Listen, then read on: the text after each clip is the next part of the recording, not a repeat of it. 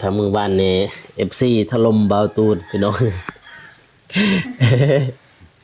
บัดนี้บ่กูมาแก้เออเออมาถล่มแบบว่าเพราะว่าเพิ่นขี้น้อยใจเว้าเรื่องเก่าก็คืออยู่กับผู้หญิงปางโตให้เป็นผู้ใหญ่เขาว่าได้ยินนี่บ่ฮาว่าเฮ้ย ได้ยินนี่บ่ยินพอ FC เพิ่นว่าให้เบาโกบอกว่าตูนแน่เพิ่นว่าอยู่กับผู้หญิงหรือว่าอยู่กับทีมงานให้วางโตให้เป็นผู้ใหญ่ให้แบบว่าเว้าให้มันมีหลักการพี่น้องเอ้ยเนาะถ้าว่าเบาตูนยังเฮ็ดแบบนี้กะลอกกะแลกจังซั่นย่านมาความฮักเบาตูนกับน้องบ้องย่านไปบ่รอดอันนี้ดอนในดวงใจไอดอลบ่ไอดอลแม่นอิสโกจากประเทศสเปนจากสโมสรเรอัลมาดริดลินตำแหน่งใดกองกลางเสียให้พ่อแม่พี่น้องเพิ่นได้เบิ่งนะพี่น้องเนาะเบาเจ็บเพิ่นส่งรายชื่อนักเตะของทีมสายบุญนะพี่น้องเนาะว่าผู้ใดอยู่แจใดผู้ใดอยู่หม่องใดพี่น้องเนาะนี่เบิ่งเอาเลยพี่น้องเอ้ยนะนี่ปาโถเบาโกกับบาตูนถึงสิแม่นว่าเคยเฮ็ดคลิปนำกันแต่ว่าบ่เคยเตะบานนำกันนะพี่น้องเด้บ่เคยเลยกับเบาเจ็บนี่เบาโกนี่เคยแต่ว่าเป็นคู่ต่อสู้นั่นแหละเป็นคู่ทางเบาเมฆเพิ่นบ่ได้ลงเด้อพี่น้องเด้อเพิ่นจับกล้องนำพี่น้องเนาะถ่ายทอดสดสิได้ออกอันนั้นได้โทรทัศน์ได้ตะกี้นั่นๆได้เขาว่าได้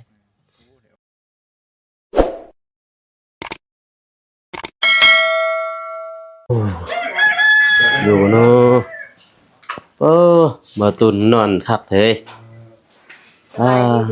เลย บ่ดูมื้อจักมาตอนใดนี่มาตอนนี้เลยยับเข้ากันเลยติบ่เห็นยับเข้า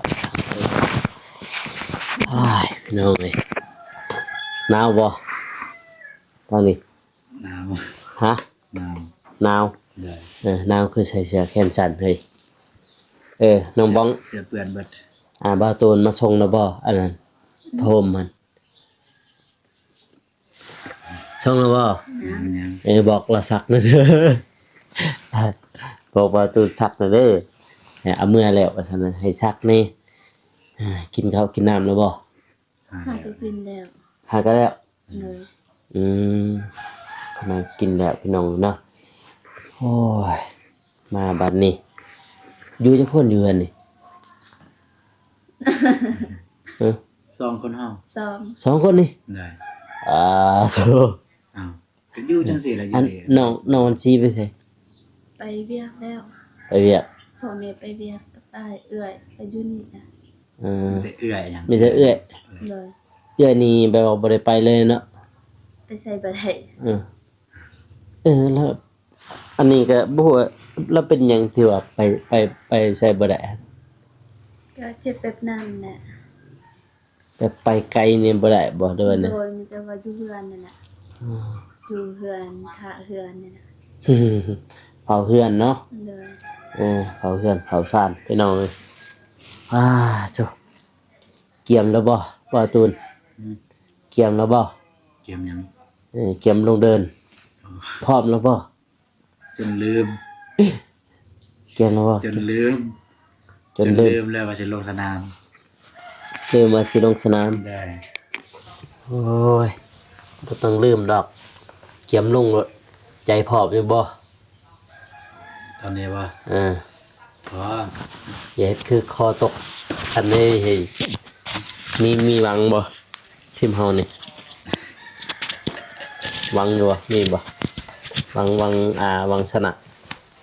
บ่ฮู้แล้วตอนนี้เบิ่งตัวจริงก่อนว่าตัวเองก็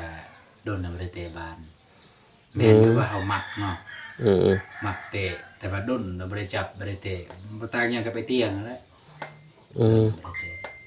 คือกันนะบัดนี่น้องอภรเราอยู่เฮือนบ่ตอนนี้บ่มันลงทะแตงแล้วลงตา ไปทาแตงแล้วอืมไปตลาดแล้วไปทาแตงแล้วพี่น้องเลยเนาะถ้ามือบ้านนี่ FC ถล่มเบาตูนพี่น้อง บัดนี้บ่กูมาแก้บัดนี้ เออเออมาถล่มแบบว่าเพราะว่าเพิ่นขี้น้อยใจเว้าเรื่องเก่า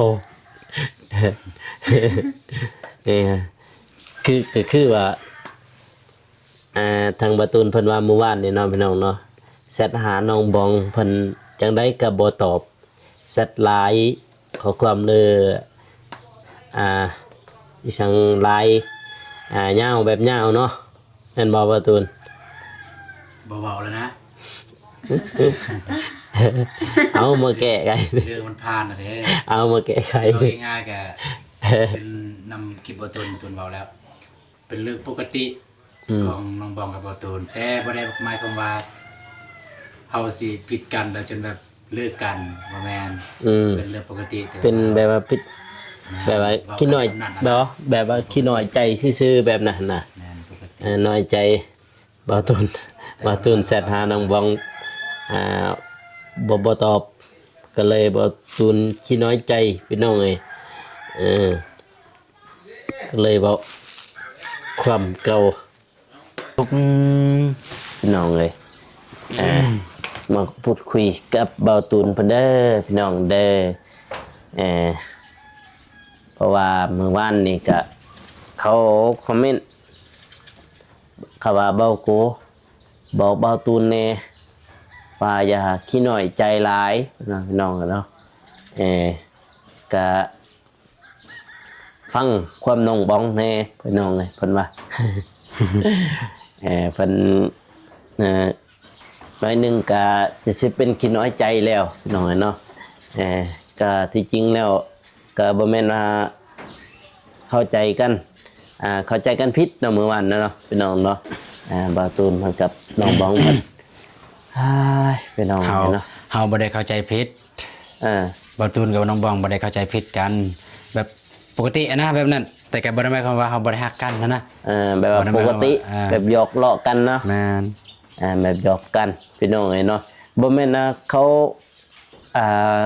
เว้ากันแบบนั้นบ่แม่นนะถึงขั้นเลิกบ่แม่นพี่น้องเนาะเป็นปกติของเพิ่นพี่น้องเนาะFC ยัน FC เพิ่นบ่เข้าใจว่าโอ้บ่ตูนมีแต่หาเรื่องผิดกันกับน้องบ้องเพิ่นว่าพี่น้องเนาะที่จริงแล้วปกติของ2คู่เพิ่นพี่น้องแบบนั้นก่อนอื่นหมดก็กราบสบายดีเด้อ สบายดีเด้อ เนาะบ่ว่าสิอยู่ภายใน ตัดคลิปอยู่พี่น้อง ห เอ้ รือย ว่าต่างประเทศใจดีตอนรับ ตัด เข้า คลิป สู่ ไปนำ เบาโก้ Channel เนาะพ่อแม่พี่น้องเนาะมาอยู่บ้านเบาตูนพี่น้องบ้านใหม่เพิ่น หรือว่าบ้านน้องบ้องพี่น้องเนาะเพื่อนน้องบ้อง แต่ว่าน้องบ้องหันไปหาน้องอัมพรอยู่พุ่นเพราะว่าทางน้องอัมพรเพิ่นก็บ่ได้ไปใช้มื้อนี้เพิ่นหยุดงานแต่ว่าทางพ่อเพิ่นเห็นเมื่อกี้นี่เป็นพ่อเพิ่นเฮ็ดบ้านโดยเทื่อนนั่นแหละพี่น้องเนาะ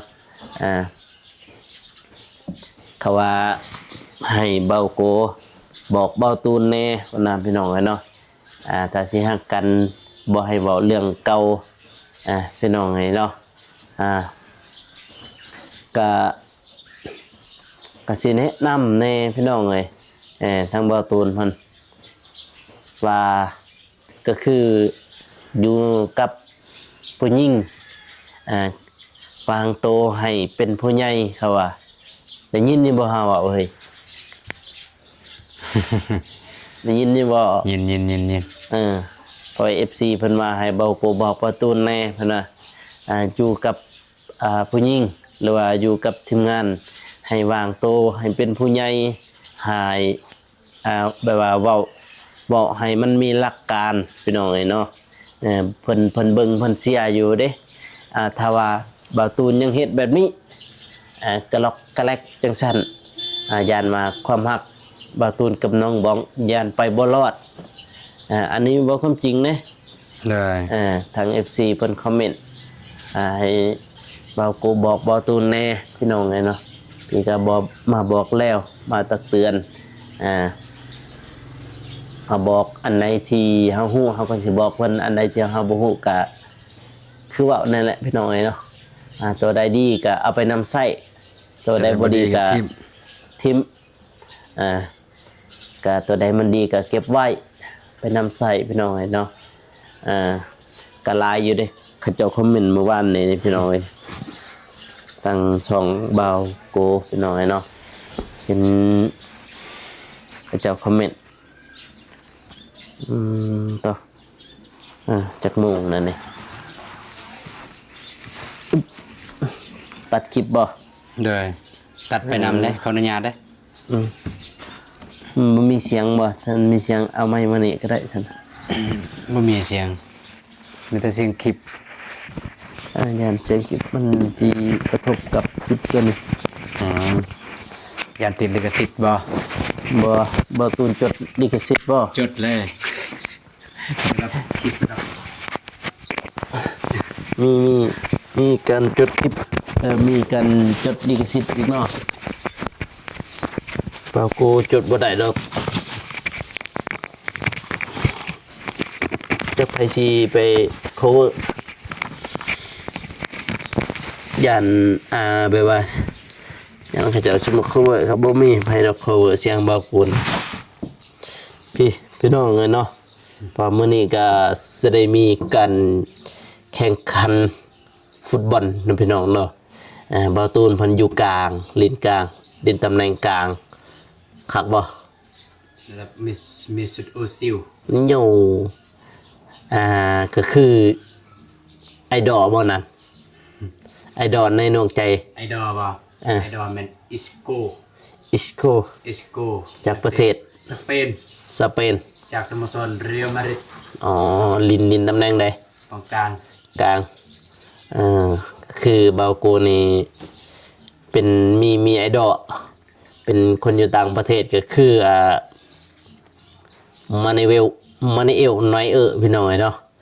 ก็คือผู้รักษาประตูทั้งสโมสรบาเยิร์นมิวนิกหรือว่าอยู่ประเทศเยอรมันนี่พี่น้องเนาะเอาคนลาวเด้เป็น FC ผู้ใด คนลาวอ่ะ ในทีมชาติลาวนี่ คนลาวที่มักบ่ไล่ทีมชาติครับทีมชาติเราคุมชื่อเนี่ยเฮาบ่ตูนบ่ค่อยฮู้ปานใด เอาผู้ใด เอาผู้ใดก็ได้เนาะเขาแต่คนลาวมักอาจารย์เปิม อ๋ออาจารย์เปิม แม่น ขับได้เลยสุดยอดเลย มักอาจารย์เปิม อ๋อเราก็ติดคือกันทีมชาติ ทีมชาติระดับโรงเรียน ทีมชาติเราติด โรงเรียนทีมโรงเรียนแต่ไปแข่งระดับชาติแบบมหาลัยต่อมหาลัยเจอกันเข้าใจป่ะมหาลัยจากประเทศลาวมหาลัยจากกัมพูชีมหาลัยจากไทยมหาลัยจากจีนมหาลัยนะ อ๋อแบบนั้นบ่ แม่นมหาลัยเจอกัน คักเลย งานมหา มั ลั ก ย คือกันเลยอาจารย์เปิบเราเตะบานคักคือกันแบบนิกเลยได้เนาะ เหนื่อย การลินกีฬาเราคักพี่น้องเลยเนาะเราลินโอ้สุดยอดเลยเบิ่งบาโกเบิ่งก็สุดยอดเลยบ่อยากเป็นเนี่ยบ่อยากมีบาโกเป็นไอดอลบ่ แต่เรื่องเดียวนะ ฮะ กินมีบ่จังซี่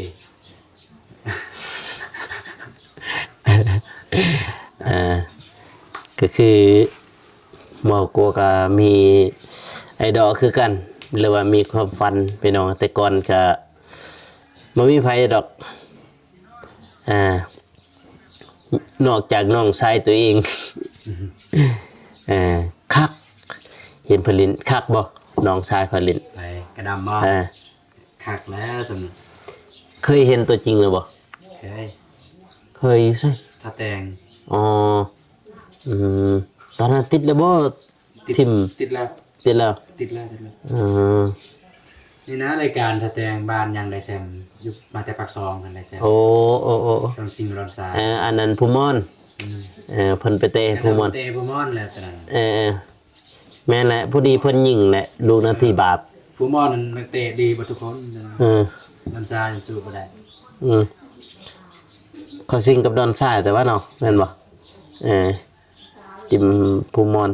ได้ แซ่บน้องบองถ้าอยู่ลุมบ่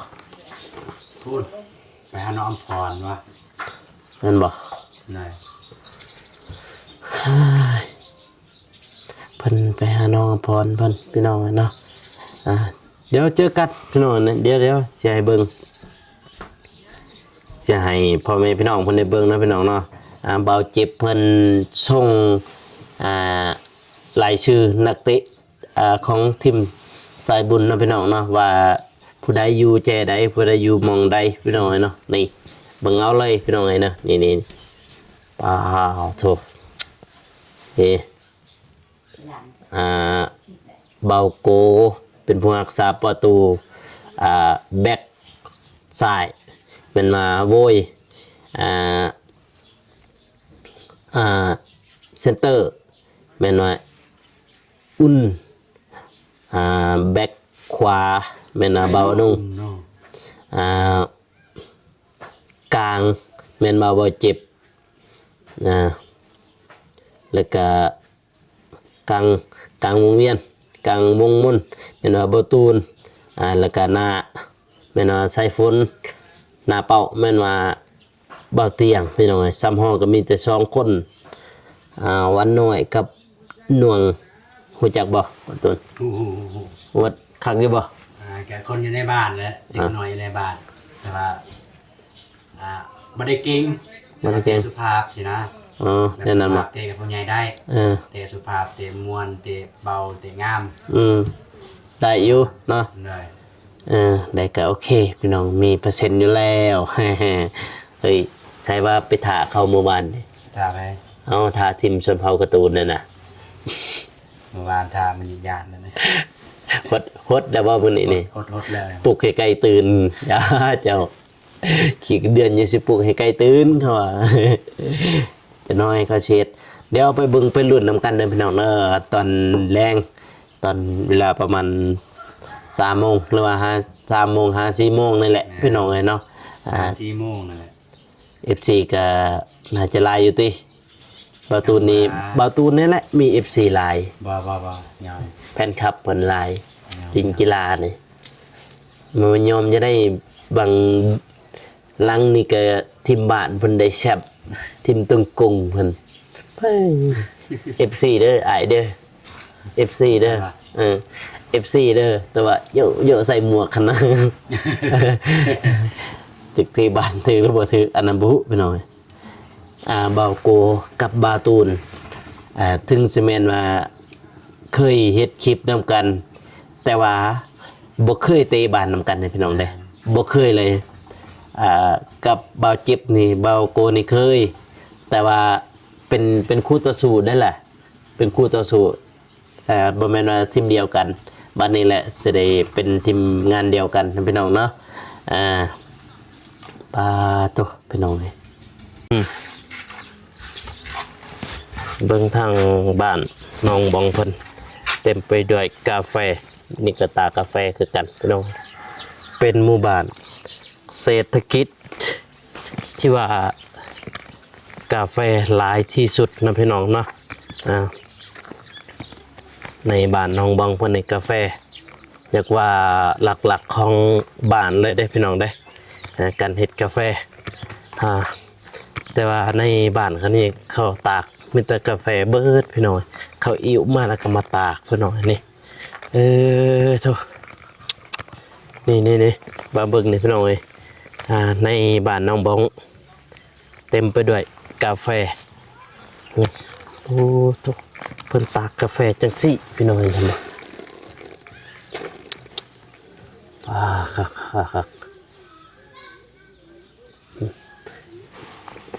แต่นี่ไปพูนละพู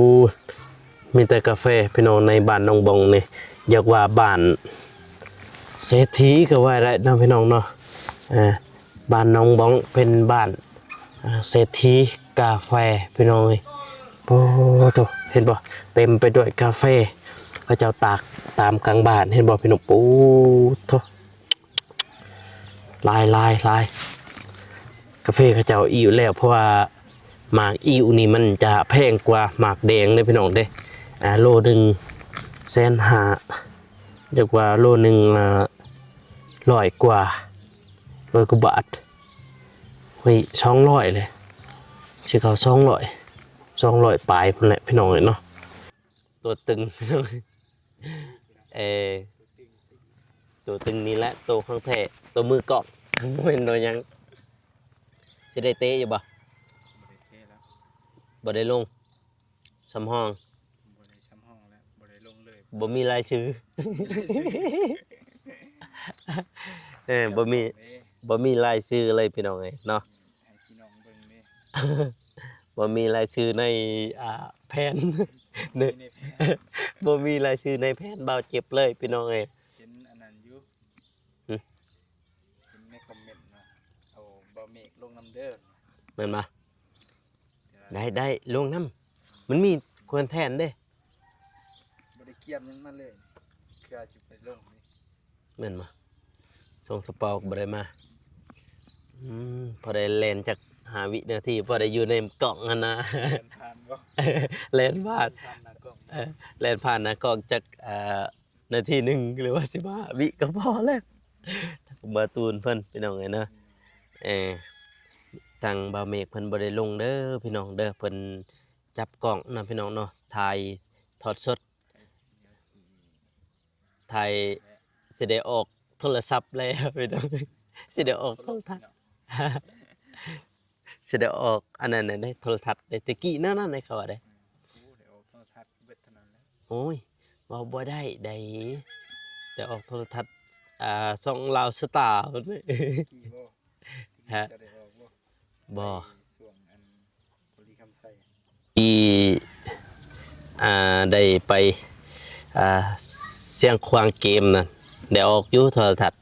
ช่องลาวสตาร์จะเห็นหรือบ่เห็นเลยอยู่นั่นแต่ก็ออกแล้วก็ดีใจเลยแต่ออกโทรทัศน์ก็ดีใจแล้วพี่น้องเนาะเอาตัดคลิปต่อซะนะยันลงบ่ทัน FC เขาคล้องถ่ายจะไม่หายอีกปลากาแฟเก็บแล้วบ่กาแฟ ยังหน่อยหนึง จังได๋นี่ วันสุดท้าย วันสุดท้าย เก็บเบิดเลยนะเก็บพี่บ่หลาย อื หลาย ม กบ หลายแต่ใบ กบกับใบกับงา เเมื่อวานนี้ขึ้นไปหันบ่เมื่อวานนี่ขึ้นไปเฮือนบ่ไปเฮ็ดหยังอยู่เฮือน ไปแวะเอาของ อ๋อ มีเวียกไว้นึง เมื่อแวะบาทเพิ่นพี่น้องเอ้ยเมื่อวานนี่แล้วพอเพิ่นสัมพ่อว่าเห็นบ่เตียงเพิ่นกลับไปเมื่อวานนี่ก็คือเพิ่นไปบ้านบ่าวเมฆพี่น้องคักอีหลีกาแฟนี่เฮ้ย ต้องเจ้าก็อยู่บ่ บ่ได้อีก ขายไปเลย ตาก เอาตาเอา เออมาจากฮะ ตาละสิเอา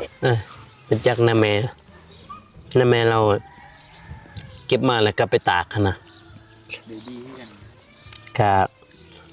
คือบ่าวนุ่งแล้วว่าตัวเองเฮ็ดปีกายไปซื้อเนี่ยแล้วว่ามันลุบแล้วว่ะ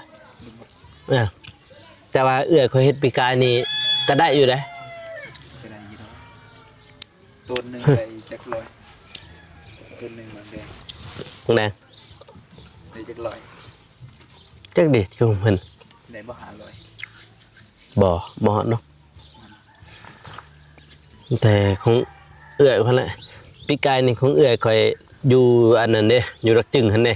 มองเฮาเมียนเครื่องหั่นแหละมองหน้าหั่นของเพิ่นได้อยู่หั่นอยู่นี่กับอยู่หั่นก็ได้อยู่พุ่นนี่ได้200 กว่า200 กว่าล้าน อู้ 200 กว่าล้านอยู่นี่เลยก็อยู่หั่นเชื่อเราโดยแต่ว่าแม่เบาโกปีกายนี่คือจังว่าได้100 กว่าแต่ว่าลงใส่เฮือนหมดเด้ลงใส่เฮือนประมาณ30 40แหละยังเหลืออีกประมาณ50 60ประมาณนั้นยังเหลือ100,000 บาทปีนี้ก็ได้หลายเติบอยู่ดอก จักเด้ปีนี้เพิ่นหันเอามาแข้งปีนี้เพิ่นไปตากเอาหั่นนะ มาแฮงได้บ่ลด200,000 มาแข้งบ่จักเด้ถ้าก็ไปซีหั่นก็แพงคือกัน แพง เขาสิเอามากซีแล้วหั่นนะ 200,000ต้นหนึงก็200ล้าน โย่ ซ้ำสิรวยเนาะ ตันต้องเลยล่ะ ตันหนึ่ง200 ล้านก็ซ้ำสิเอาโอ้โห ตัน เนาะ บ่คือทางบ้านเฮานี่ผู้ใดมีส่วนหลายก็แห่งใดหลายผู้ใดมีส่วนน้อยได้น้อยอีหลีเด้กาแฟนี่ ผู้ใดมีส่วนหลายก็ได้หลายทางนั้นเพราะกาแฟมันดีเด้ทางปากซองหั่นทางบ้านเมาโคกะแม่เพิ่นเก็บอยู่บ่แล้วว่ามันนี้เพราะว่าบ่ได้ขึ้นไปเด้บ่ได้ขึ้นไปตั้งแต่บ่เตียงเราลงมามันบ่ได้ขึ้นไปเลยทางนั้น ไปเบิ่งสวนสัตว์ มีแต่ขึ้นไปช่วงนั้นแล้วก็ไปถ่ายคลิปให้พี่น้องเพิ่นได้เบิ่งจากนั้นบ่ได้ขึ้นไปเลยส่วนตัวเองก็ซ้ำหัวเข้านี่แหละซ้ำกันกับของเจ้าหั่นน่ะ กันนั่นแหละ ซ้ำกัน ถ้าจะได้ปีหาเดือน ปีก็5 เดือนบางทีค่อยปลูกก่อนกว่าก่อนเจ้าอย่าว่าสิเข้าก ำลังสิออกดอก แต่นั้นแบบว่าแม่ไปเล่มนะไปเล่มเก็บเล่มอันนั้นมาแต่ว่าอยู่หันน่ะมีแต่กกไม้ใหญ่ๆเสียงก็คือพอปีกายนี่ขางชวนนะขางชวนบาโกหั่นแหละเขาเจ้ามารับจ้างเก็บกาแฟวันนี้ลมพัดแล้วต้นไม้มันเอ็นลงมานะมันหลบผู้ที่ไปถือเขาเสียชีวิต อยู่หันโล ตาย อยู่ชวน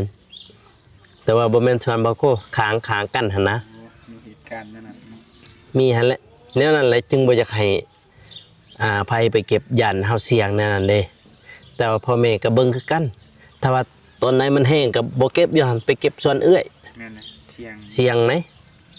เห็นมาว่าคือบางกลัวถ่ายบางคลิปแล้วนี่ก็จะมีอยู่ต้นไม้บักใหญ่หนึงนี่ลมทับเส้นทางนั่นแหละบ่อยากขึ้นไปมันเสียงพี่น้องเอ้ยเพราะมันลมเด้ช่วงนั้นป้าโธ่บาทอันนี้เต็มไปด้วยกาแฟพี่น้องเอ้ยโอ้หลายแห้งสะออนเนาะจักหาโลเนี่ยพ่อเนาะ หาโล700,000เลย หาโล700,000นั่นนี่จะเห็นนั่นนี่ หา นี่ โลพันกว่าหาโลพัน ฮัลโหล1,000 กว่าบาทกาแฟกาติมอก็ตากแล้วนี่ตากแล้วขับไปซีข้าวซีเขาขายมักซีมันดีกว่า แม่นตัวนั้นเนี่ย มันแพงกว่า มีอยู่ระดับ200,000 บาท300,000 แต่ตัวเองว่าจะปลูกกาแฟอันนั้นนะกาแฟพิเศษอันตัวนั้นแพงเลย ซีโฮบ่ พวกนั้นฮะ ซีโฮกิโลละ1,000 เหรียญ โอ้ยแห้งคักตัวนะ ก็ได้เนี่ย ก็แต่จะได้ในมันนะแนวมันนะมันไม่มูอยู่ปากช่องหั่นผู้เฮ็ดกาแฟนำเลย บริษัทเรียกว่าที่เรียก นี่กาแฟหั่นบ่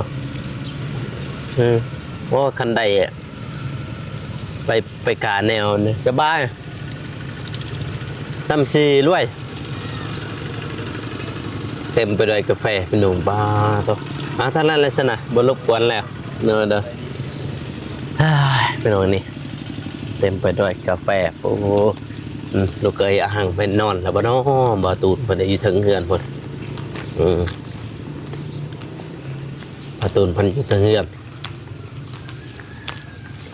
บัดนี้ล้างรถใหม่ก็จึงคือว่างามแน่พี่น้องเอ้ยเนาะเพราะว่าลายมือบ่ได้ละบัดนี้ล้างแล้วก็คือว่างามแน่จังหน่อยหนึงนี่เอามาเพาะมันนะ